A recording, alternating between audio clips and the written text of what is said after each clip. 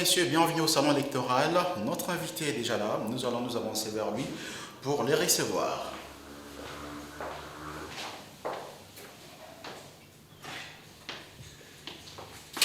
Bienvenue. Merci.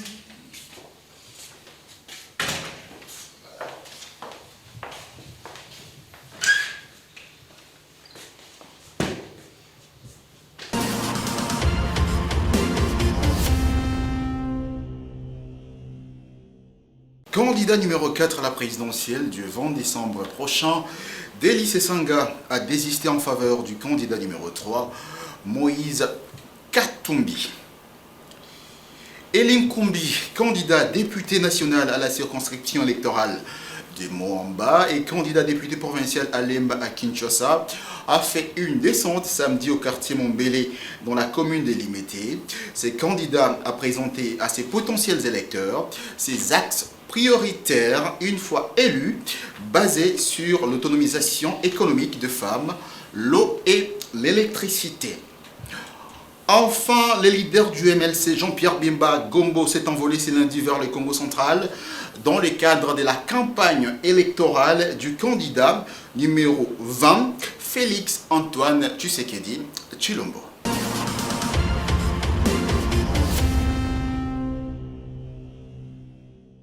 Qui est notre invité? Politologue, ambassadeur, économiste d'entreprise, sociologue aussi. Il est auteur des livres et des chansons. Il est également exploitant agricole. Notre invité est surtout diplômé de l'Institut des hautes études internationales de Genève, en Suisse. C'est un ancien représentant des îles internationales en République démocratique du Congo. Il est directeur général des Top Markets. Jean-Pierre Kambila Kankwende est l'ancien directeur de cabinet adjoint chargé des affaires politiques, administratives et juridiques de l'ex-président de la République Joseph Kabila Kabange en République démocratique du Congo. Jean-Pierre Kambila, bienvenue. Merci. Comment allez-vous? Très bien. Alors, le 20 décembre prochain, les Congolais vont voter. Croyez-vous vraiment à la tenue de ces élections-là dans les délais? J'y crois et surtout, je le souhaite ardemment. Vous y croyez? J'y crois et je le souhaite ardemment. Mais votre souhait par rapport aux réalités sur le terrain, vous risquerez d'être déçu. Je ne crois pas que je serai déçu parce que je viens de dire que j'y crois. J'y crois parce que c'est nécessaire pour ce pays. À partir du mois de janvier, si nous n'avons pas une autorité légitime, ce pays sera en danger. En danger parce que le danger, nous y sommes déjà. Une grande fraction de notre pays est occupée par des forces étrangères, par le Rwanda notamment. Donc, ce pays a besoin d'avoir une autorité basée sur une légitimité clairement exprimée par la nation. C'est pour ça que ce n'est pas n'importe quelle élection. L'élection vers laquelle nous allons, ce n'est pas un moment de choix ordinaire. C'est un moment de choix capital. Parce que ça tient même à l'existence de ce pays. Mais entre-temps, un ancien président de la CENI, Corneille Nangaa, qui dit qu'il n'y aura pas élection le 20 décembre. Lui, il a quand même une certaine expertise. On doit faire foi à ce qu'il dit. Non, il a certainement une expertise et une expérience indéniable. Mais quant à faire foi à ce qu'il dit, c'est autre chose. Il a de l'expérience, c'est un politique aujourd'hui, il a des souhaits, il exprime le souhait de voir euh, ces élections, ce projet électoral échouer. C'est son souhait, je le respecte, mais je ne le suis pas sur ce terrain-là. Parce que l'enjeu, comme je viens de le dire tout à l'heure, est extrêmement grave. Ce pays risque d'aller dans n'importe quel sens si nous n'avons pas une autorité légitime, légitimée par la nation elle-même. Et ça, c'est important. Et il y a des forces qui n'attendent que ça. N'oubliez pas que ce pays est sous menace de dislocation. on dit balkanisation, depuis de nombreuses années, depuis plus de 20 ans. Il y a des puissances et des organisations qui veulent que ce pays disparaisse, qui se disloque, qui est 20 ou je ne sais pas combien de pays qui en sortent, afin qu'ils puissent en profiter. Alors, laisser ce pays dans une situation aussi délicate que l'absence d'une autorité légitime, légitimée par des élections bien organisées, c'est prendre un risque inconsidéré. Mais alors, juste une petite parenthèse, vous étiez au pouvoir, vous avez certainement travaillé avec Corneille Nangaa, vous les connaissez. Oui. Euh, vous les voyez aujourd'hui comment? S'est-il radicalisé ou il y a un problème particulier avec le pouvoir en place? Non, Nanga est un homme qui était un technicien des élections. Il a décidé de changer de casquette, de devenir un homme politique. C'est son droit. Ce pays s'appelle la République démocratique du Congo. Il a le droit de devenir politicien. C'est ce qu'il est devenu.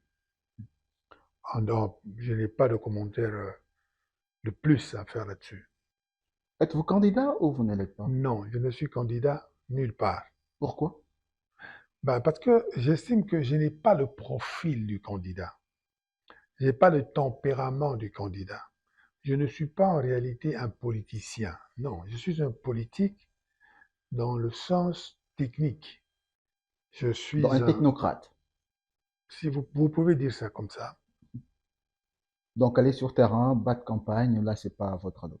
Non, c'est pas mon lot. Et surtout pas au Congo. Tel que je vois le, la question électorale se poser au Congo, ça ne m'intéresse pas d'aller sur le terrain chercher des voix. Ça ne m'intéresse pas.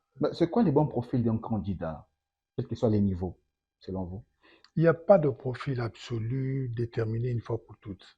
Le candidat, nous le choisissons en fonction des intérêts du pays à ce moment-là, ou en fonction des intérêts de la province si nous sommes dans les élections provinciales, ou de la commune, etc. C'est en fonction des problèmes que nous avons. Le candidat parfait, à tout moment, n'existe pas. Alors, nous sommes en pleine campagne électorale, vous suivez justement cette campagne. Euh, Quel est votre regard de ces enjeux électoraux lorsque vous regardez les différents candidats à la présidentielle, voire aux législatives, nationales, provinciales, même sur le plan communal? Quel est votre regard, premièrement, de manière globale? Mon regard et ma position n'ont pas changé. À la base, je suis un lumumbiste. Lumumbiste, ça veut dire j'ai en moi un certain nombre de valeurs. Et parmi ces valeurs les plus importantes, c'est l'unité du pays, sa souveraineté. C'est ces deux piliers du lumumbisme. Alors, dans les circonstances d'aujourd'hui, je ne peux analyser que par rapport à ça. Quel devait être aujourd'hui le choix d'un lumumbiste? C'est-à-dire un choix qui privilégierait l'unité du pays et la recherche de la souveraineté. Bien sûr, le progrès social comme devoir, manière de gérer la République. Or, du point de vue de, du premier pilier, que j'appelle l'unité, le besoin que ce pays reste une nation, devienne, disons, une nation forte, sur l'échiquier politique d'aujourd'hui, je ne vois pas deux personnes.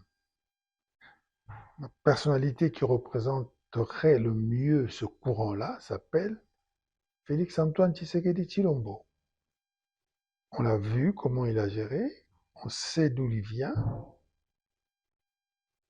on l'a entendu parler, on fait attention à son discours. C'est lui, dans les circonstances actuelles, qui est le mieux placé pour assurer cette nation, pour faire que ce Congo reste uni. D'autant plus que nous connaissons ceux qui sont en face, ou du moins celui qui semble devenir le représentant des forces extérieures. Ce représentant des forces extérieures, c'est M. Moïse Katumbi. On le voit, tout le monde le sait. Il est trop, pour nous, nationalistes, patriotes congolais, il est trop attaché aux intérêts extérieurs. Toute sa vie politique, toute sa gouvernance du Katanga dans les années passées ont été tournées vers l'extérieur. Aujourd'hui, il est appuyé par des forces extérieures. Nous savons ce que veulent ces forces extérieures. Aucun Congolais conscient et qui suit les affaires de la République ne peut ignorer ce que représente ce compatriote. Il n'est pas dans la voie ni de Patrice Lumumba, ni de Joseph Kasavubu, ni de Mobutu, ni de Mouzé, Laurent Désiré Kabila, ni de Joseph Kabila. Toutes ces personnalités... Et pourtant, il a travaillé avec Joseph Kabila. Oui, non. Que de se rencontrer avec quelqu'un dans la vie à un moment donné, ça ne vous fixe pas dans les mêmes idées. Ça dépend. Autour des chefs, il y a toujours une multitude de personnages. Chacun y vient avec ses valeurs. Ici, je parle d'une valeur, c'est-à-dire la nation, le Congo uni et souverain. J'insiste sur cette notion de souveraineté. Parce que vous avez parlé d'unité et puis la souveraineté. Voilà. Or, il ne participe pas de cet élan-là, de ce penchant-là, de ce courant d'idées-là. Il n'y participe pas. Il a été à la tête du Katanga. Qu'est-ce qui s'est passé pendant ce moment-là? La GECAMINE a été saucissonnée. Il y a participé à ce saucissonnage. C'est connu. Or, la GECAMINE vient de l'Union minière du Haut-Katanga. La nationalisation de l'Union minière du Haut-Katanga par Mobutu a été un signe fort dans l'histoire de ce pays. A montré que les Congolais, à travers Mobutu, ont voulu prendre le contrôle du cuivre congolais, parce que c'était une richesse essentielle.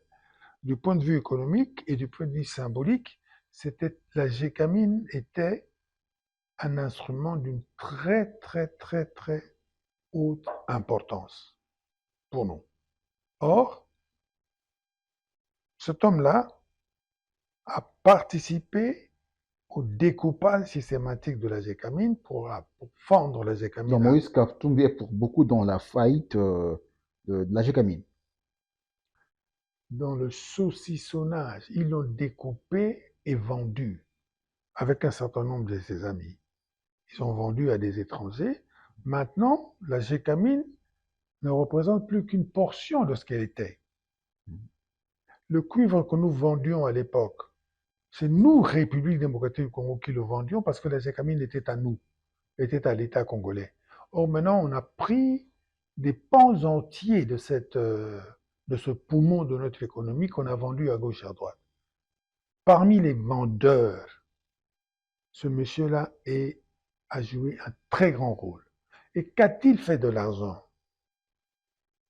Si vous vous souvenez bien, moi j'ai travaillé avec Kabila, donc je sais ce que Kabila faisait.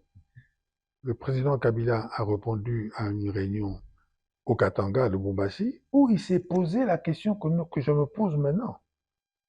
Où sont partis ces milliards? Qu'ont fait ces milliards? Les images existent jusqu'à présent. C'est la question que Joseph Kabila s'est posée à l'époque. Oui, c'est une question publique. C'est pas qu'il ne se posait pas cette question-là assis dans son bureau avec une équipe de conseillers. Non. Kabila s'est posé cette question-là publiquement. Les images existent. Vous pouvez faire une petite recherche et vous tomberez là-dessus. Devant les chefs coutumiers. Et il n'a jamais eu de réponse. Non, mais il peut pas l'avoir parce que le bijou a été saucissonné. Le bijou de famille a été saucissonné et vendu.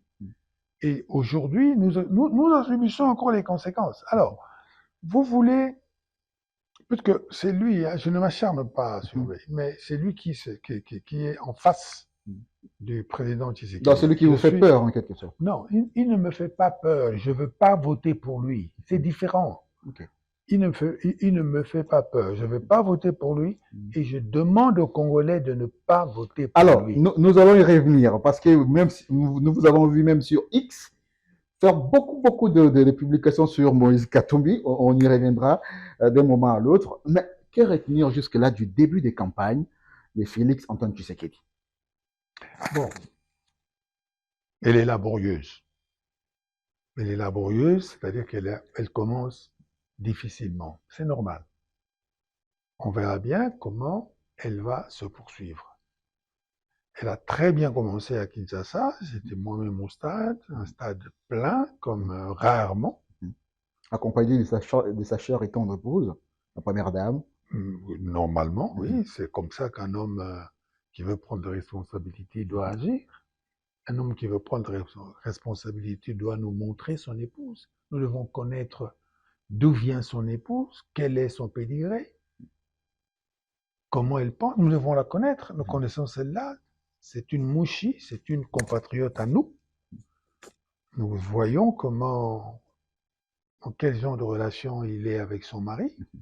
Nous voyons que c'est une dame qui pourrait aider son mari à bien gérer notre pays. Et nous en avons besoin. Parce qu'avoir à la tête du pays un couple qui se tire dessus, qui ne s'entend pas, dans lequel il n'y a pas l'amour, vous ne pouvez pas vous attendre à une bonne gouvernance. Derrière un grand homme, il y a toujours une très grande dame. Et là, c'est une dame qui a notre respect, qui a le respect de la République. On l'a vu. Et en plus du respect, il y a l'amour de la République. Vous avez vu comment les jeunes gens, lors d'un, je ne sais pas, c'était un match, je ne sais pas quoi, ils ont poussé, Un match de football, ouais. ils ont poussé le Match président, de léopard au stade des voilà, Martyrs. où les jeunes gens ont poussé le président de la République à aller faire un petit bisou à son épouse. C'est un signe. C'est une complicité extraordinaire entre un peuple et son président, ainsi que son épouse. C'est pas rien, c'est très important. Alors, le début des campagnes, laborieux. Oui, c'est un début qui est laborieux.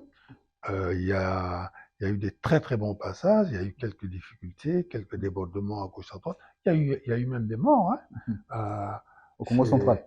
au Congo central à Banzangoukou. Bon, condoléances à toutes ces familles. Et donc, mais ça continue. Sauf erreur, il y a encore 3 semaines, oui, non, à peu près 2 semaines et quelques qui nous restent. Ben, on verra bien comment ça va se dérouler. Certaines opinions estiment que le candidat numéro 20 est plutôt dans une posture d'attaque à Moïse Katumbi, bien entendu, au lieu de vendre son projet pour 2023 ou 2024, et pour le prochain mandat, disons. Vous êtes Bon, d'avis? non, je ne partage pas cet avis-là.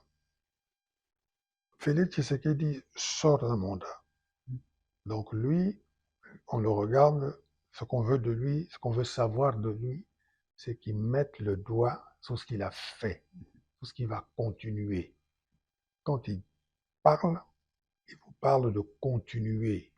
Il veut continuer. Qu'est-ce qu'il veut Non, il doit continuer? défendre aussi son bilan. Bien sûr, c'est ce qu'il fait. C'est Est-ce ce qu'il qu'il le fait très bien? Très bien, la perfection n'est pas de ce monde, mais c'est ce qu'il fait. À mon avis, il le fait bien. Je n'irai pas jusqu'à dire très bien, mais il le fait bien. Qu'est-ce qu'il a fait? Pour moi, qui après avoir eu un parcours, le parcours qui est le mien, que j'assume totalement, pourquoi je le rejoins?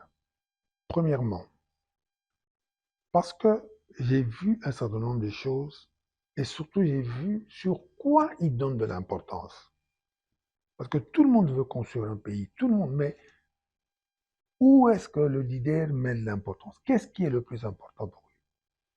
C'est ce qu'il dit quand il arrive, parmi les toutes premières décisions, il décide de mettre tous les enfants à l'école.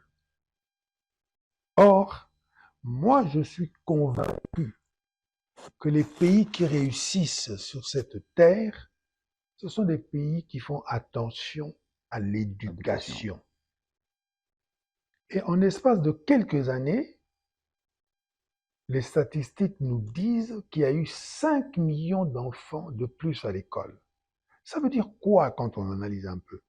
Qu'il y avait 5 millions d'enfants dans ce pays, 5 millions sur une population de 100 millions, ce n'est pas un pourcentage négligeable, c'est 5%. Ça veut dire qu'il y a 5 millions d'enfants que nous avions laissés dans la rue, sans éducation. Alors, vous pensez quoi quand vous avez 5% de votre population laissée de côté, laissée à l'abandon, sans aucune éducation? Ces gens-là, dans 20 ans, que deviendront-ils? Lorsqu'un homme vient et voit cette chose-là que moi, je n'avais pas vue, je ne peux pas dire que c'est rien. Surtout que je suis sensible et je sais, j'ai été suffisamment informé et formé pour savoir ce que l'éducation donne. Regardez tous les grands pays de la Terre. Japon, Singapour, Corée du Sud, l'Allemagne, les États-Unis, la Russie. C'est des pays où l'enseignement est considéré comme quelque chose d'excessivement important. Donc, rien que ça déjà, c'est l'élément, à mon avis, le plus important du bilan. À mon humble avis, je ne demande pas à toute la République de voir les choses comme moi. Mais rien que de faire attention, d'améliorer l'instruction nationale, ça suffit déjà pour prêter confiance à un président de la République. Même si après, il y a à boire et à manger dans la gestion, bien entendu, la mise en œuvre de cette éducation de base, la gratuité d'enseignement. Écoutez, la gratuité de l'enseignement, j'ai été parmi les premiers à la critiquer, telle qu'elle est faite. J'ai même écrit là-dessus, donc je ne nie pas mes écrits. Mais j'ai évolué. Qu'est-ce que j'écrivais à l'époque, au début? J'écrivais que, ah oui, mais ça n'a pas été préparé. Il n'y a pas assez d'écoles, il n'y a pas assez de bancs, les enfants étudient par terre, il y a des classes à 100 élèves. Ok, d'accord. Le paiement d'enseignants. Bon, nous savons, vous et moi, qu'il y a, il y a- il y a des efforts qui ont été faits sur ce plan-là. L'enseignant qui touchait 100 et quelques mille de nos francs est aujourd'hui autour de 400 000. Bon, on va me parler de pouvoir d'achat. Même en termes de pouvoir d'achat, ces gens-là gagnent mieux leur vie aujourd'hui qu'hier. Il y a plus d'enfants, il y a plus de nos enfants dans les écoles, donc nous pouvons espérer, avec le temps, améliorer petit à petit cet instrument mis en place pour faire que le Congo de demain soit un Congo où les enfants savent lire et écrire, où nous avons été prendre le maximum d'enfants pour les amener vers les études supérieures. Et c'est comme ça que nous aurons des savants. Parce qu'à la base, il y aurait eu une grande masse de nos jeunes qui arrivent. C'est Alors, pas... Monsieur Jean-Pierre Kambila, lorsque vous dites que vous avez rejoint Félix Tshisekedi, vous avez rejoint sa vision ou vous avez adhéré formellement à l'Union sacrée? Non, j'ai adhéré à sa vision. Mais vous n'êtes pas membre de l'Union sacrée. Non, absolument pas. Je ne suis ni membre de l'Union sacrée, ni membre de l'UDPS. Mais je considère que cet homme, dans les circonstances d'aujourd'hui, est porteur d'un projet qui est porteur du projet dont le pays a besoin. Mais pourquoi pas adhérer directement à l'Union sacrée? Constituer une force dedans? Bon, déjà, il faut me laisser le temps de digérer tout ça. Et moi, je suis un homme qui est un peu un caméléon. Vous voyez comment le caméléon marche, n'est-ce pas? Il regarde bien où il met les pieds avant de le poser. Il regarde très bien où il met les pieds. Parce qu'il aura la couleur de l'endroit où il a mis le pied. C'est pas que le caméléon change de couleur, non. Il regarde d'abord. Il met le pied là où il aura accepté de prendre la couleur. Et pourquoi vous rejoignez Félix Tshisekedi vers la fin? Maintenant, pourquoi? Pour montrer que j'ai pas d'intérêt. Un, c'est ma façon de réfléchir. Je ne me lance pas dans des affaires sans réfléchir. J'ai réfléchi excessivement longtemps avant de prendre une décision. Et j'ai pris la décision de suivre Félix-Antoine Tshisekedi. Et je viens de vous expliquer pourquoi. La clé, c'est l'enseignement. Parce que je suis convaincu que l'homme qui pense à son pays pense d'abord à l'instruction de sa population. Tous les pays qui avancent parce qu'ils ont une matière grise, parce qu'ils ont donné à leur jeunesse, à leurs enfants, les moyens de réfléchir et les moyens de travailler et de construire le pays. C'est ça la clé. Il y a autre chose également. Il y a autre chose. Moi, je suis quinois ici. Je suis né dans cette ville. J'ai grandi dans cette ville. J'ai vu comment cette ville a dégringolé. Je ne dis pas qu'elle est magnifique aujourd'hui, mais je vois quand même les efforts qui sont faits au niveau de la mobilité, par exemple. Hein? Plus le temps passe, plus on peut être mobile dans notre ville. Il y a encore énormément de choses à faire, c'est sûr. N'est-ce pas en rejoignant Regardez, Félix Tshisekedi, s'il vous plaît, les Congolais, c'est pas une forme de trahison à Joseph Kabila? absolument pas, absolument pas. Parce que la seule loyauté qui compte, c'est la loyauté à l'égard du pays. Ok? Aujourd'hui, vous voulez que je continue de m'attacher à Joseph Kabila, politiquement. En tant qu'homme, il n'y a aucun problème. C'est un homme que j'admire, j'aime bien ce qu'il fait, j'aime bien sa façon de se conduire, il n'y a pas de problème. Mais vous voulez que je reste attaché à lui, pourquoi? Premièrement, la constitution de pays que lui a signée, elle dit clairement que dans ce pays, le mandat du président de la République est de 2 fois 5 ans. Il a fait les 2 fois 5 ans. OK? Alors, vous voulez que j'aille lui dire de trahir sa signature, que je sois avec lui pour lui dire trahissez votre signature, revenez au pouvoir? Je ne le ferai pas. Je ne le ferai pas. Parce qu'il est dit très clairement dans la Constitution congolaise. Elle explique dans son préambule le pourquoi de cet article qui dit 2 fois 5 ans limité à ça. Parce que nous avons vécu un pouvoir trop long de Mobutu qui a montré les difficultés d'une longévité trop élargie, si je peux m'exprimer comme ça, du pouvoir. Nous l'avons accepté. Kabila l'a signé. Alors, être fidèle à Kabila, c'est être fidèle à cette constitution-là. C'est ça, être loyal à Kabila, c'est être loyal à cette constitution-là. C'est pas être loyal à la personnalité de Kabila pour le pousser à faire une erreur qui va le présenter comme un élément négatif dans l'histoire. Non. Kabila a signé une constitution dans laquelle il est écrit noir sur blanc que des durées trop longues au pouvoir est une chose négative. Et nous l'avons vécu. Et Kabila ne l'a pas fait tout seul. Cette idée vient de Sun City. Sun City, toute la communauté, les représentants de la communauté congolaise étaient là. Alors, maintenant, être loyal à Kabila, c'est quoi? Être loyal à Kabila, c'est de respecter ça. C'est pas d'aller le pousser à soi-disant à vouloir revenir.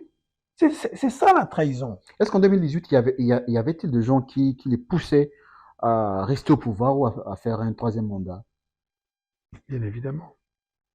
Bien évidemment. Mais ça, c'est irrelevant. Il n'a pas écouté.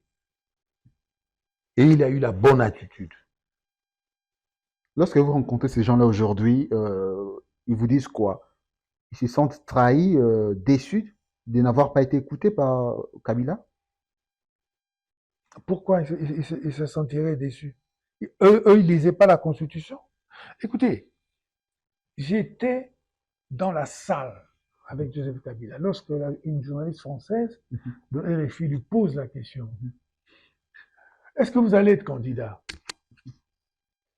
Il dit: allez prendre une constitution. C'est moi qui me suis levé pour aller prendre la constitution et venir donner à la dame. Les images sont là, vous pouvez voir. Dans cette constitution, il est écrit, et c'est Kabila qui a signé cette constitution, dans laquelle il est dit clairement qu'après 2 mandats, c'est fini. Bon. Vous ne les voyez plus revenir au pouvoir, même après... Non, je dis tout simplement, c'est Kabila qui a demandé, c'est moi qui suis parti prendre la constitution pour donner à la journaliste.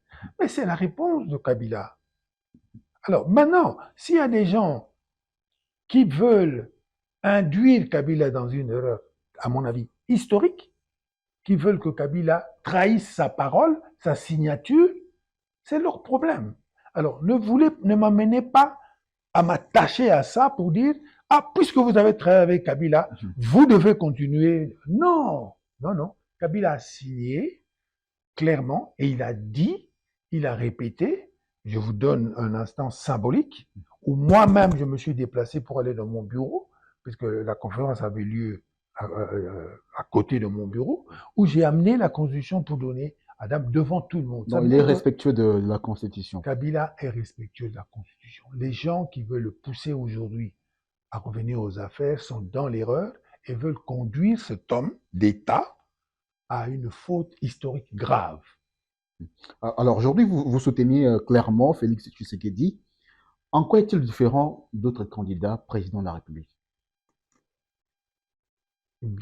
Parmi les candidats présidents de la République, il y a des gens pour lesquels j'ai énormément de respect et même d'admiration. J'ai écouté il n'y a pas longtemps une interview de l'ancien Premier ministre Mosito, où il a expliqué son projet. C'était admiratif.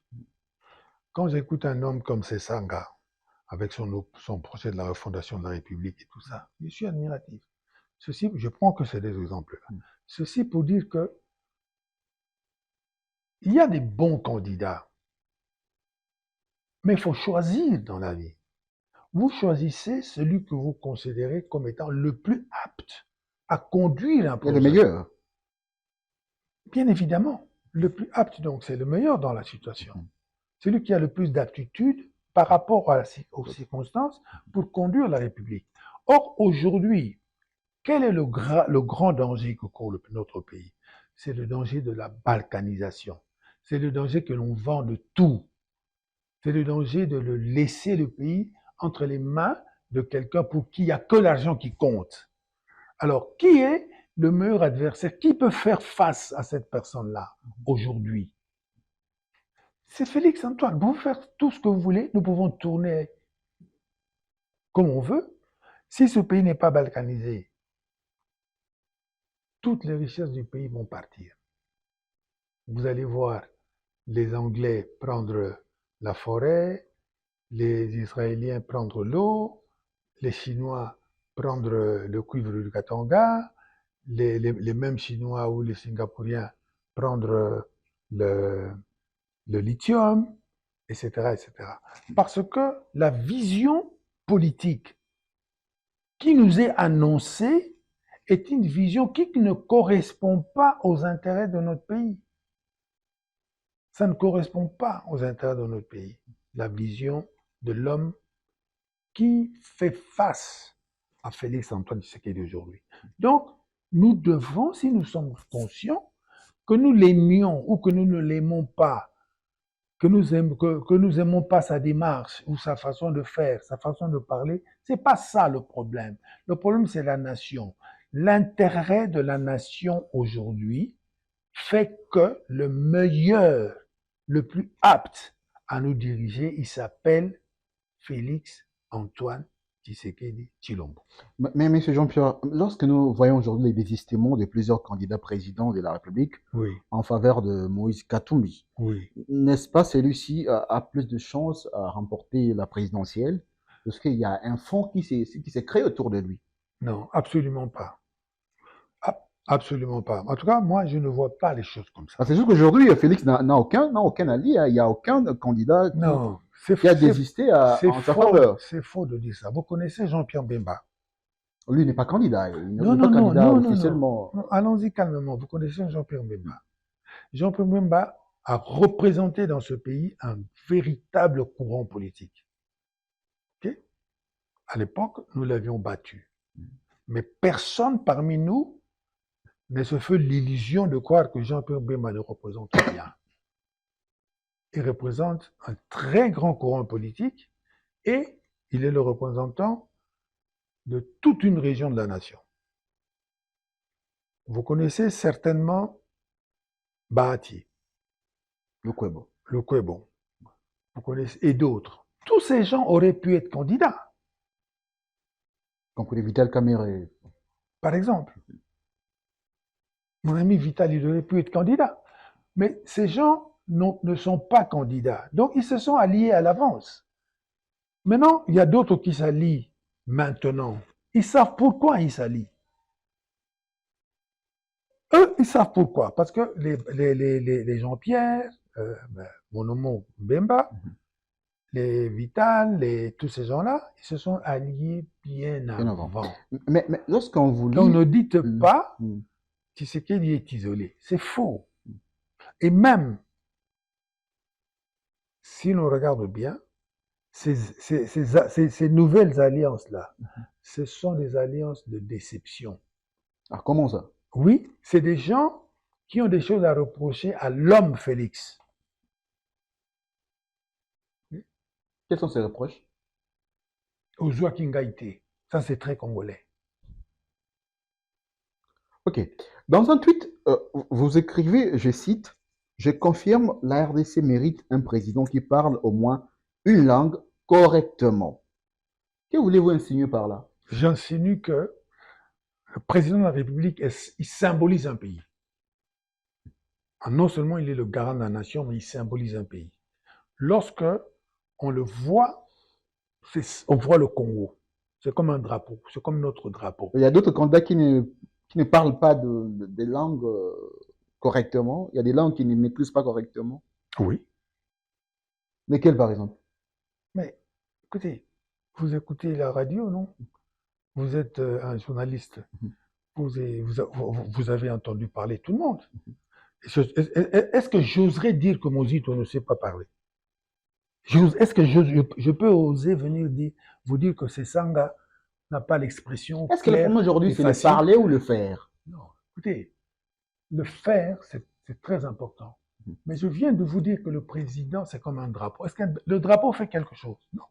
Le drapeau, il flotte seulement, mais il symbolise. Quand on voit le drapeau de la République centrafricaine, on voit la République centrafricaine. Lorsqu'on voit le drapeau des États-Unis, on voit les États-Unis derrière, tout de suite. OK? Donc, mon président de la République, le mien, j'aimerais être fier de lui. Quand il va aux Nations Unies, j'aimerais qu'il parle et que les gens sentent que c'est un homme qui représente 100 millions de personnes derrière. Je ne veux pas avoir un président qui tâtonne, qui ne maîtrise pas et qui ne maîtrise même pas. Déjà, au départ, il faut déjà qu'il maîtrise la langue congolaise. OK? C'est ce qu'il dit. Il parle lingala, il n'y a pas de doute. Je crois, je ne sais pas très bien, parce que moi-même, je ne parle pas très bien le Chiluba. J'ai eu dire qu'il parle bien Chiluba. En plus, notre langue officielle, Le français. c'est le français. Il parle bien le français. Lorsqu'il est interviewé, personne n'a honte de lui. Je ne suis pas convaincu que tous ceux qui sont en face, qui prétendent à la même fonction, sauront nous symboliser avec cette qualité-là. Ils n'ont pas ces capacités linguistiques. Oh, il y en a. Hein. Bon, alors, vous affirmez clairement lors d'un tweet aussi que Moïse Katumbi est un candidat de Kigali, du Rwanda. Avez-vous des preuves? Est-ce qu'il est important d'avoir des preuves lorsqu'on a le droit de choisir? Non. Je suis dans une campagne électorale. Je me base sur des informations que je reçois. Je ne suis pas devant un tribunal où vous avez dit que monsieur le journaliste avait volé votre montre à la sortie. Prouvez-le puisque vous l'accusez. Non. Il y a dans l'attitude de nos candidats des choses à partir desquelles nous, analystes, nous qui appuyons les uns et les autres, nous avons le droit d'analyser. Pourquoi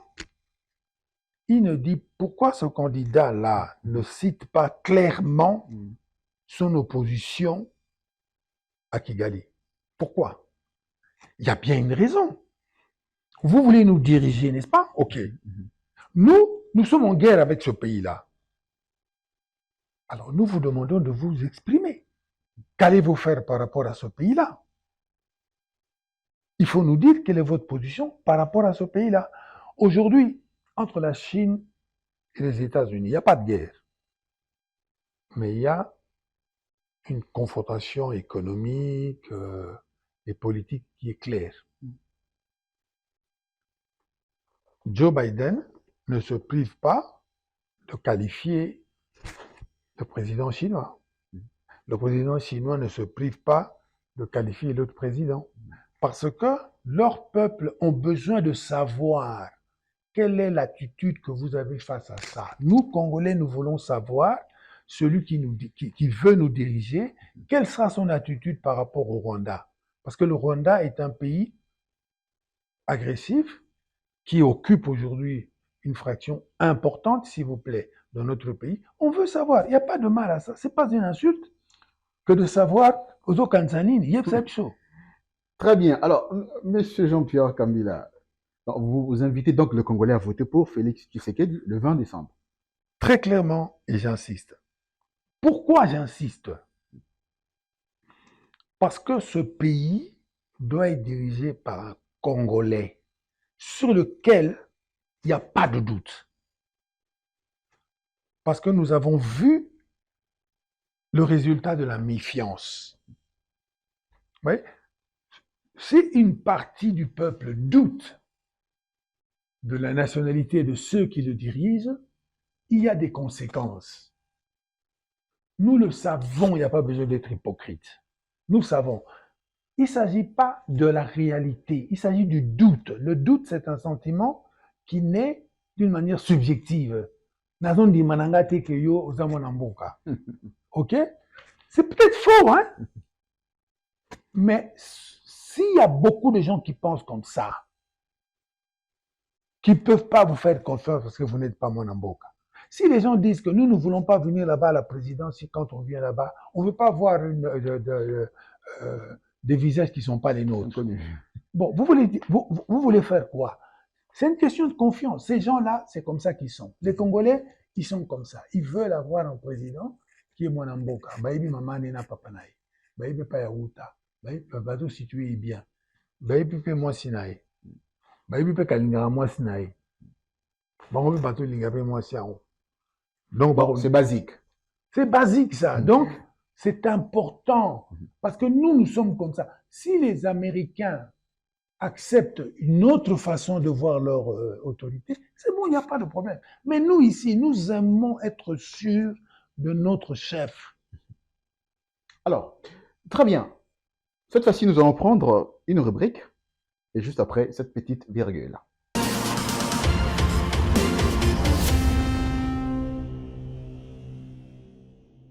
Alors, la rubrique, c'est Tendance RS. Tendance RS, c'est une tendance sur les réseaux sociaux. Nous avons pris 2 personnes qui ont commenté sur vous, sur les réseaux sociaux. Il y en a beaucoup, mais nous avons sélectionné juste 2. Alors, la première personne s'appelle Idriss Kayembe. Idriss Kayembe nous écrit ceci.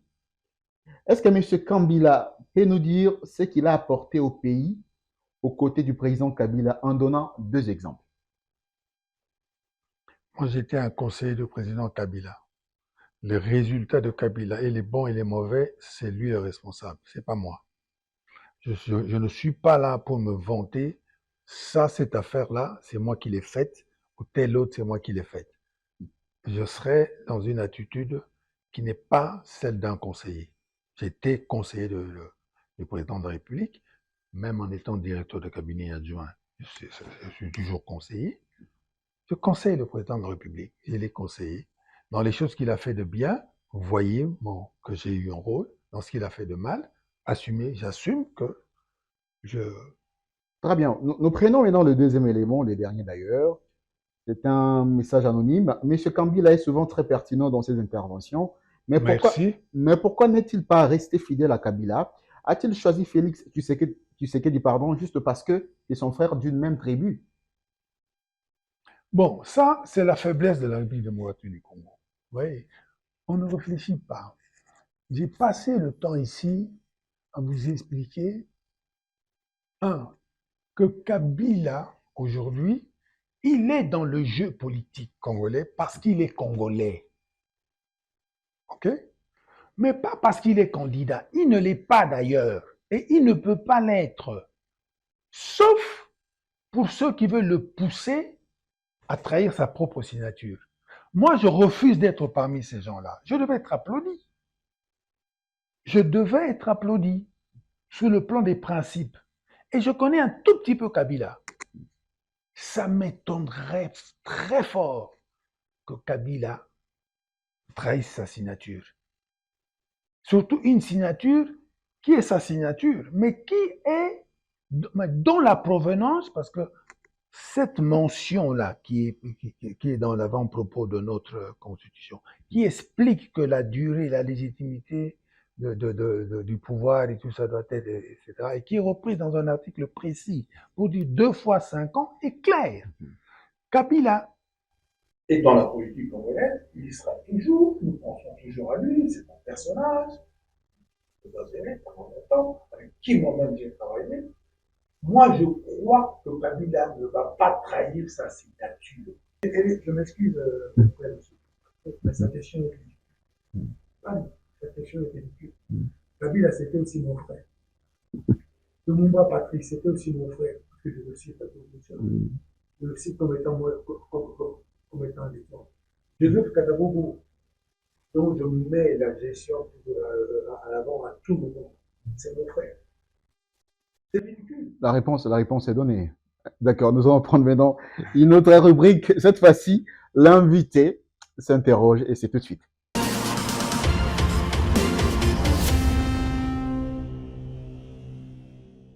Jean-Pierre Kabila,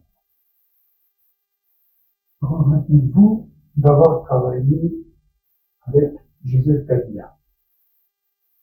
Non, absolument pas.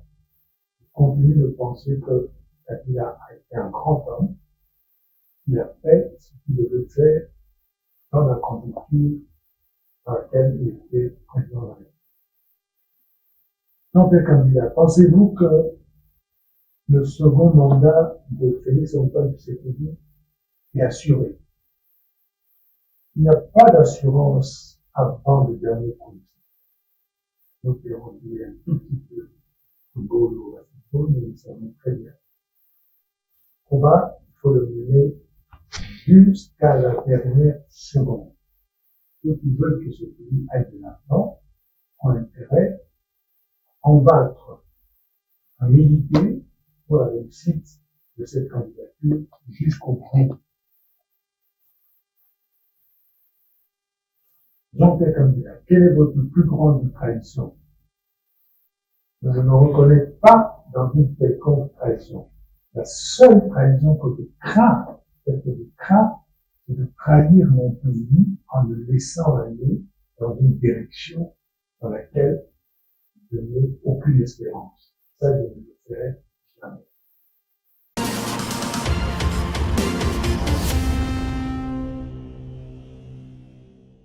Arrêt sur image, c'est maintenant avec Monsieur Jean-Pierre Kambila. Monsieur Jean-Pierre Kambila, vous avez cette première image. Oui, c'est un homme que je connais très bien. Parce que Néhémie Milania, qui travaille. Quel genre d'homme est-il ou était-il lorsque vous avez travaillé? Intelligent, mais fermé. Comment ça? Intelligent, mais fermé. Merci beaucoup, monsieur Jean-Pierre Kambila, d'avoir été notre invité. Merci également à vous qui nous avez suivis dans vos maisons. À très bientôt pour un nouveau numéro de votre émission.